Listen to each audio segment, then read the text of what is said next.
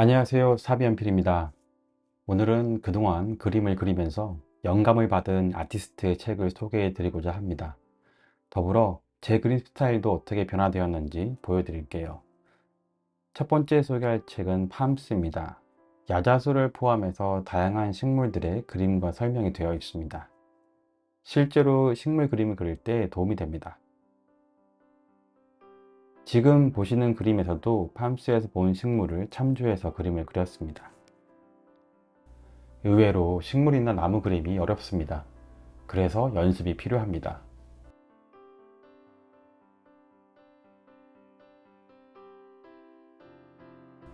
다음 책은 내셔널 지오그라피의 베니싱입니다. 책 제목처럼 멸종 위기에 처한 동물들의 사진이 수록되어 있습니다. 동물은 많은 분들이 즐겨 사용하는 오브제입니다. 그만큼 생김새를 정확히 파악하고 그리는 연습이 필요합니다.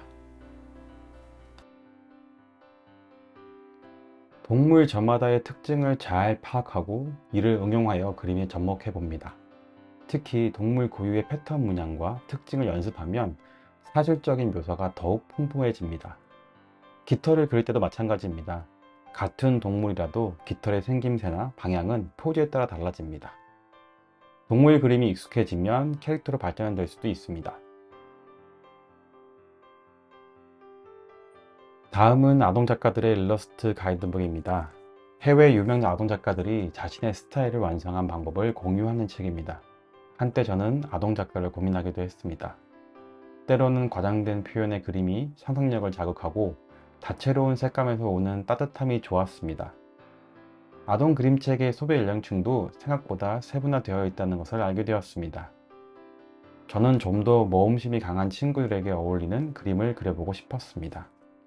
채색을 강하게 하는 편이었는데 이때 채색을 부드럽게 하는 방법을 배웠습니다. 아이패드로 그림을 그리다 보면 채색의 강약을 놓치는 경우가 빈번합니다. 아무래도 화면을 보면서 그리기 때문일 겁니다. 주의가 필요합니다. 다음은 노리타케의 웍스입니다. 노리타케는 라인 드로잉을 주로 합니다. 그의 간결한 라인 드로잉이 흥미로웠습니다. 일러스트보다는 디자인에 가까워 보였습니다. 저는 여기서 일러스트의 디자인 컨버전에 대한 가능성을 확인했습니다. 여담으로 제 그림의 눈 표현이 좀 특이한데요. 이 아이디어는 딸 아이의 그림에서 얻었습니다. 딸 아이의 그림에서도 영감을 많이 받습니다. 다음은 제가 좋아하는 말리카 파브르입니다. 말리카 파브르는 그래픽 디자이너입니다. 그래서 일러스트와 디자인 레이아웃의 구성이 참 볼만합니다. 노리타케에게 영감을 받은 라인 드로잉을 베이스로 파브르의 컬러를 차용했습니다. 파브르는 주로 면과 면을 강조하는데 저는 선과 면으로 변경해 보았습니다. 다음은 여러분들이 잘 아시는 데이비드 호크니입니다.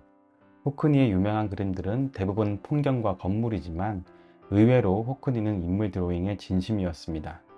다양한 재료로 그린 인물 드로잉은 제게 라인 드로잉의 한계를 넘게 해주었습니다. 이때부터 펜뿐만 아니라 과슈나 색연필을 적극적으로 사용하기 시작했습니다. 대망의 마지막은 에드워드 호퍼입니다. 지금의 제 스타일을 완성시켜준 장본인이죠. 얼마 전 한국에서 최초로 전시를 하기도 했습니다. 호퍼의 그림에서 고독과 외로움이 느껴진다면 저는 반대의 느낌을 주고 싶었습니다. 단순한 모사 그 이상이 필요했기 때문입니다. 그동안의 그림 스타일을 완성하기 위해 많은 노력이 필요했습니다.